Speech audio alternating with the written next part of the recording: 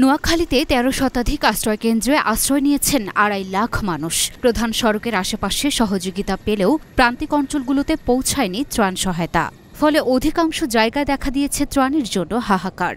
তাই এমন পরিস্থিতিতে বন্যা দুর্গতদের পাশে দাঁড়িয়েছে সেনাবাহিনী। এক উপজেলা থেকে আরেক উপজেলা ত্রাণ নিয়ে ছুটছেন সেনা সদস্যরা।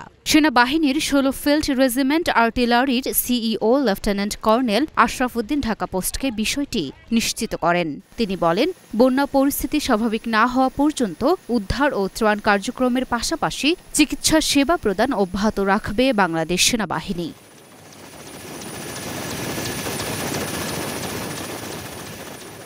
Luna Afroz Nipa, Dhaka post.